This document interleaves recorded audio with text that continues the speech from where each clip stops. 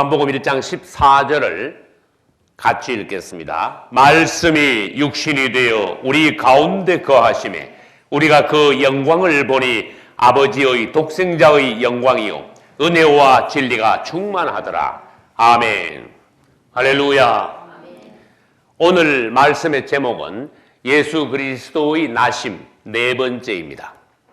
우리는 그동안에 예수님께서 이 땅에 나심에 관한 의미, 또 그분이 어떤 분이신가, 또 그분의 나심으로 우리와 어떤 연관이 있는가, 우리는 그분의 나심에 관하여 또 오신 그분에 관하여 우리가 어떠한 입장에서 그분을 어떻게 영접해야 하는가에 관하여서 말씀을 듣는 중, 오늘은 예수 그리스도의 나심에 관하여 네 번째, 즉 나심에 관한 마지막 말씀을 듣겠습니다. 우리는 그분에 관하여서 지금보다 더 깊이 알아야 합니다. 왜냐하면 우리 예수님은 단순한 분이 아닙니다. 어떤 사람에 관하여 알려면은 그 사람에 관하여서 책을 만약에 한 권만 쓰더라도 충분합니다. 그러나 우리 예수님에 관하여 안다는 것은 이 땅에 있는 모든 책으로도 그분에 관하여 말하기에 부족하다고 하셨습니다. 그처럼 우리 주님은 비밀하고도 놀라우신 분입니다. 할렐루야. 어떤 사람도 그분에 관하여 평생 말해도 100분의 1도 다 말할 수 없습니다.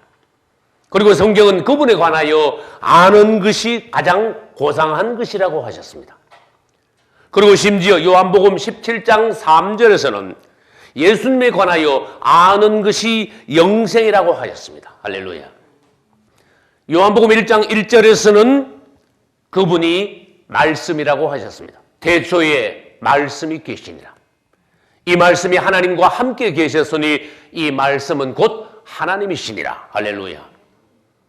우리 주님이 말씀이시며 하나님과 함께 계셨으며 또 말씀이신 우리 주님이 바로 하나님이시라고 요한복음 1장 1절에서 단언하셨습니다. 우리는 그분에 관하여 또 더 깊이 1장 1절에서 알아야 한다는 것입니다. 그리고 우리가 오늘 읽은 본문 요한복음 1장 14절에서는 말씀이 육신이 되어 우리 가운데 거하시며, 이것은 또한 놀라운 말씀입니다. 하나님이신 그분, 말씀이신 그분이 어느 날 육신이 되어 우리 가운데 거하심에 오셨다 그랬습니다. 우리 가운데 오셔서 그분이 살게 되셨다 하셨습니다. 다시 질문합니다. 예수님이 누구십니까? 하나님을 표현하고 하나님을 설명하는 하나님의 말씀이십니다. 그분은. 할렐루야. 말씀이신 그리스도가 없었다면 하나님은 나타나실 방법이 없었어요. 하나님이 아무리 높으시고 아무리 놀라우시고 아무리 크신 분이고 위대하신 분이라고 하더라도 하나님에 관한 어떤 표현이 있어야 우리는 알게 됩니다. 인식을 하게 됩니다. 깨닫게 됩니다. 영접하게 됩니다. 하나님을 누릴 수 있습니다. 그 방법이 무엇입니까? 말씀이신 우리 예수님이요. 말씀이신 예수님을 통하여서 하나님이 표현이 되고 설명이 되고 마침내 요한복음 1장 14절에서 그분은 말씀에 머무르시는 것이 아니라 말씀이 육신이 되어 우리처럼 나타나셨다 그랬어요. 여러분, 이것을 생각하면 얼마나 놀라운 사실입니까? 얼마나 기이합니까? 말씀이셨던 그분, 하나님과 함께 계셨으며 심지어 하나님이셨던 그분이 어느 날 말씀이 뭐가 되셨다? 육신이 되어 어디에 오셨다? 우리 가운데 오셔서 우리와 함께 거하시게 되셨다. 하나님이신 그리스도, 말씀이신 그리스도께서 육신이 되어 우리 가운데 오신 것을 성경 디모데전서 3장 16절에서는 놀라운 단어로 표현합니다. 경건의 비밀. 이렇게 표현합니다. 여러분, 성경에서 놀라운 단어가 있지 않습니까? 경건의 비밀. 크도다 경건의 비밀이요. 그런 육신으로 나타나신 바 되고, 할렐루야. 그분이 육신으로 나타나신 바 된 이것이 디모데전서 3장 16절에서 놀라운 경건의 비밀이시다. 할렐루야. 이 디모데전서 3장 16절에서 우리는 놀라운 깊은 은혜를 받고 그분에 관하여 다시 한번 깊이 생각해야 됩니다. 그분이 사람 되어 오신 것은 경건의 비밀이라고 했습니다. 그러면 한 단어만 떼어내볼까요? 경건이 뭡니까? 비밀하신 하나님, 높으신 하나님께서 사람 안에, 육체 안에 나타나신 것. 이것이 경건이. 여러분이 하나님을 표현하시겠습니까? 표현하실 수 있습니까? 여러분은 경건한 사람이 됩니다. 할렐루야. 여러분이 하나님의 자녀로서 하나님의 형상이 여러분 안에서 나타날 때 마침내 여러분은 경건한 사람이요, 거룩한 사람이요, 그리스도인이요, 하나님의 자녀가 되는 것입니다. 첫 사람이 누굽니까? 우리 주님이. 우리 주님은 첫 번째로 하나님을 표현한 사람, 첫 번째로 경건의 비밀을 실현하신 분, 육체로 나타나신 분. 할렐루야. 그리고 디모데전서 3장 16절에는 경건의 비밀에 관하여서 그리스도의 6단계를 말씀하셨어요. 그러면 여러분들이 디모데전서 3장 16절을 찾아서 보시기 바랍니다. 첫째, 그리스도의 경건의 비밀의 6단계는 육신으로 그분이 나타나신 바 되셨다. 할렐루야. 둘째, 영 안에서 그분은 의롭다 하심을 입으셨다. 할렐루야. 셋째, 그분은 천사들에게 보이셨다. 넷째, 그분은 만국에서 전파되셨다. 다섯째, 그분은 세상에서 믿은 바 되셨다. 여섯째, 그분은 영광 가운데서 올리우셨다. 할렐루야. 이것이 경건의 비밀이신 그리스도께서 이 땅에 오신 6단계의 행적입니다. 그러면 경건의 비밀에 관하여서 다시 한 번 더 우리가 보기로 하겠습니다. 예수께서 육체가 되어서 오신 것, 예수 그리스도의 육체가 되어 오신 것을 우리는 성육신이라고 할 수 있습니다. 예수님이 성육신 되신 것은 하나님이 뭐가 되셨다고요? 사람이 되신 것입니다. 하나님이 사람이 되심. 여러분, 하나님이 사람 되신 분이 우리 예수님이라는 것을 여러분들은 아시기 바랍니다. 그러면 하나님이 사람이 되신 것은 하나님이 육체가 되셨기 때문에 이것을 다른 말로 표현을 하면은 하나님의 육체가 되셨다 체현, 이렇게 말할 수 있어요. 이것은 무엇인가 하면은 하나님과 사람이 하나가 될 수 있는 것, 하나님이 사람 되신 것, 하나님과 사람이 연합할 수 있는 것을 말합니다. 그러면은 성경에는 경건의 비밀만 있습니까? 반대의 단어도 있습니다. 어느 날 사단이 주님께서 사람이 되셨지요. 나도 사람이 되겠습니다. 그 마귀가 감히 하나님을 흉내내려고 하여 그것을 실제로 행했습니다. 하나님이 사람 되신 분이 누구십니까? 예수 그리스도시죠. 말씀이 육신이 되셨지요. 하나님이 사람이 되셨지요. 사단도 어느 날 사람이 되어 온 것입니다. 그것이 바로 적그리스도의 성육신이에요. 예수님의 성육신은 하나님이 사람 되신 건데 적그리스도의 성육신은 뭡니까? 사단이 뭐 된 거예요? 사단이 사람이 된 것이. 이것을 우리는 사탄의 체현이라고 할 수 있습니다. 사단의 체현. 즉 하나님도 사람과 하나가 될 수 있지만 마귀도 사람과 하나가 될 수 있다. 성경에서 이것을 불법의 비밀이라고 했습니다. 주님이 사람 되어 오신 것은 디모데전서 3장 16절에서 경건의 비밀이라고 하셨고, 마귀가 사람 된 것은 데살로니가 후서 2장 7절에서 불법의 비밀이라고 하셨습니다. 그래서 경건의 비밀의 반대는 뭐다? 불법의 비밀이. 여러분, 세상에서 우리가 알지 못하는 이러한 영적인 비밀이 있습니다. 왜 비밀이라는 단어를 주님이 쓰셨을까요? 하나님께서 만세전부터 감추어 놓으신 하나님의 엄밀하신 계획이기 때문에 그래요. 그러므로써 이 우주에 놀라운 일이 벌어졌습니다. 하나님께서는 신성이세요. 사람은 인성이에요. 하나님이 사람 안으로 들어오셔서 사람과 완전히 하나가 되신 거예요. 이 놀라운 사실이 우주 안에서 이루어진 것입니다. 첫 번째 사람이 우리 예수님입니다. 할렐루야. 예수님에 대하여 우리는 다 알 수 없다 했습니다. 그분에 관하여 도저히 다 말할 수 없다 했습니다. 그분은 놀랍고도 오묘하신 분입니다. 그분은 한 면으로 보면 온전한 하나님이요, 다른 한 면으로 보면 온전한 사람입니다. 그래서 지난 시간에 우리는 그것을 말했습니다. 요한복음에서 우리 주님은 하나님이시다. 그 다음에 누가복음에서 그분은 사람이시다. 그래서 요한복음은 독수리복음이요, 누가복음은 인자복음이다 라는 말씀을 들었습니다. 다시 말해서 한편 그분은 하나님이시며 한편 사람이시다. 다시 말해서 그분은 하나님과 사람의 연합체이시다. 하나님이 몸으로 나타나신 분이시다. 하나님의 체현이신 분이 우리 예수 그리스도이시다. 할렐루야. 그래서 예수 그리스도의 나심은 이렇게 비밀하신 것이요, 놀라우신 것입니다. 그러면 이것이 우리와 무슨 상관이 있습니까? 사람과 하나님은 하나 될 수 있구나. 우리는 사람입니다. 우리가 하나님과 하나 될 수 있다는 것입니다. 어떻게?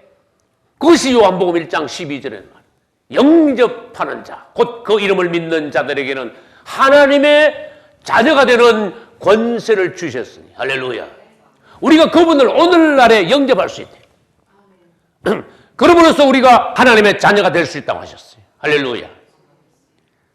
우리 예수님만 하나님과 사람의 연합체입니까? 오늘날 우리도 우리 안에 그분을 영접함으로써 하나님과 우리가 한 몸, 연합체를 이룰 수 있습니다. 이것은 마치 부부가 연합하여 한 육체를 이룬 것과 같습니다. 할렐루야.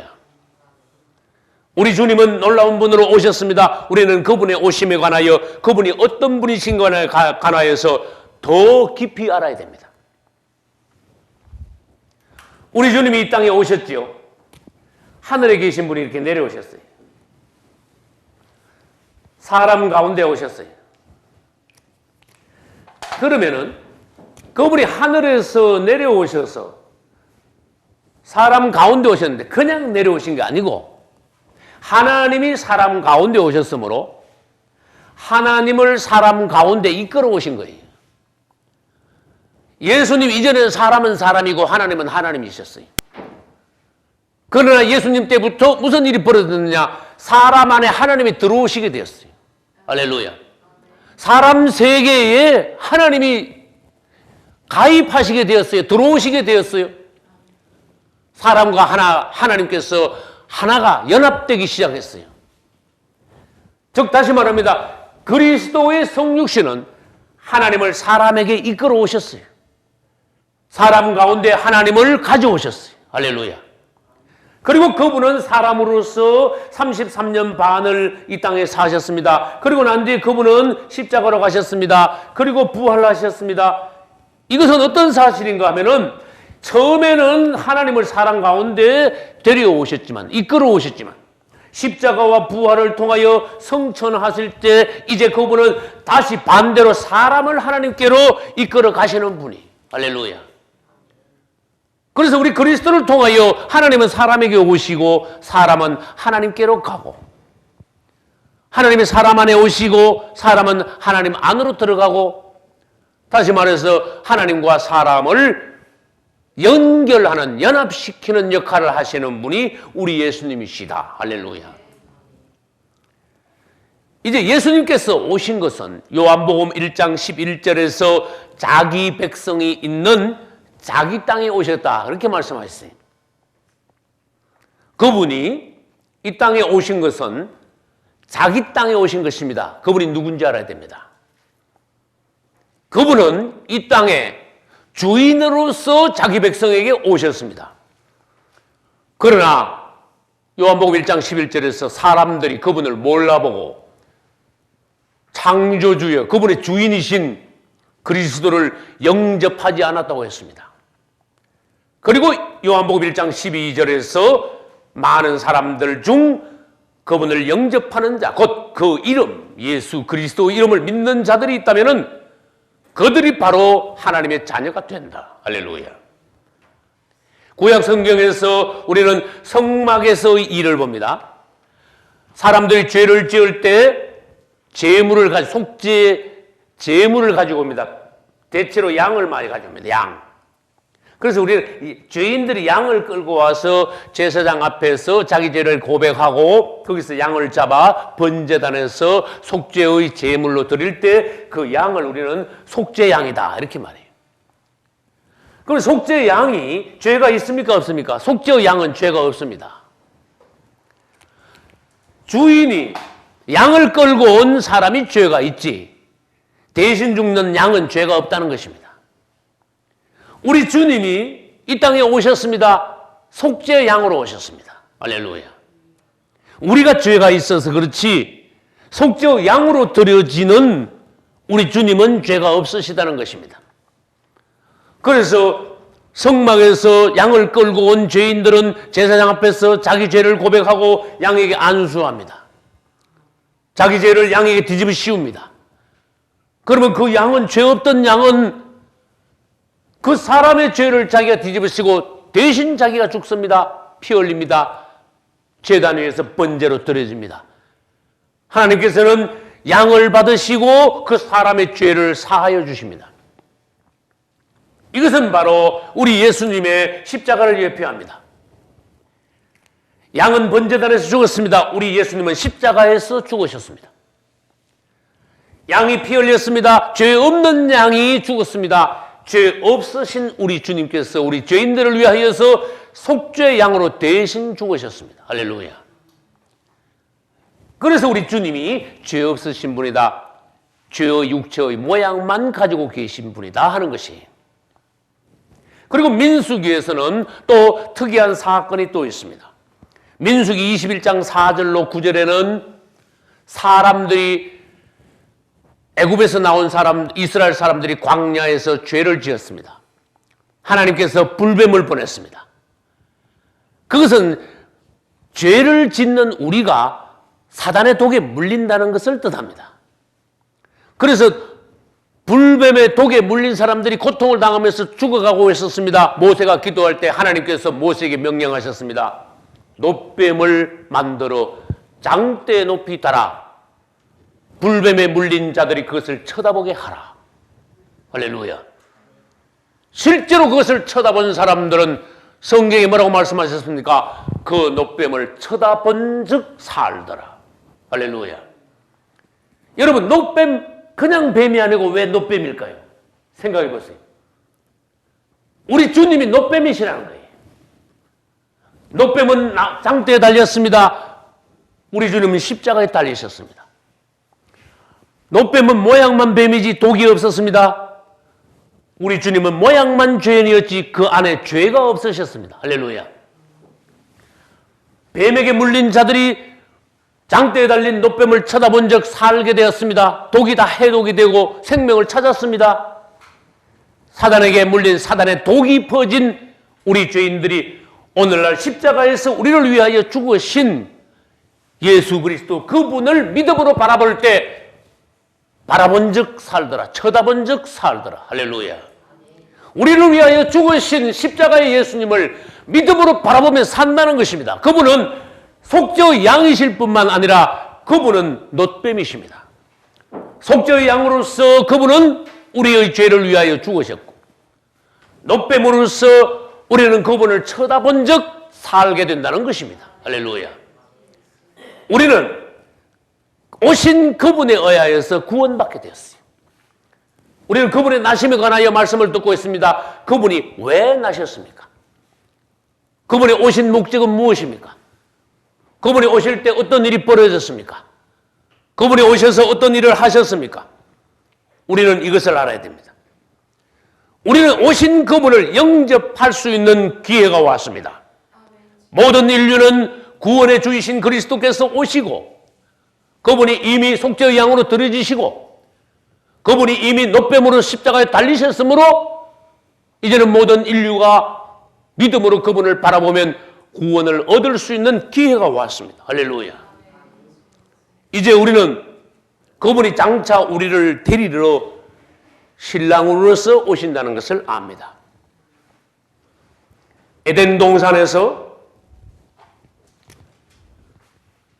선악과하고 생명나무 두 개가 있었죠. 마귀는 선악과를 먼저 따먹혔어요. 아담과 하와는 생명나무를 따먹지 않았습니다. 말하자면 사단은 사람들이 생명나무를 먼저 먹어야 하는데 먹지 않고 선악과를 먼저 먹음으로써 죄인이 되게 하셨습니다. 이 말은 무슨 말인가 하면은 사단이 선수를 침으로써 사람 안에 먼저 들어왔다는 거예요. 그러나 이제 우리는 오늘날 회개하고 예수 그리스도를 믿음으로 사단을 다시 배척할 수 있습니다. 그분을 우리 안에 영접할 수 있습니다. 우리가 구원에 이를 수 있습니다. 할렐루야. 그리고 마지막 때 가면은 마귀는 한 번 더 선수를 칩니다.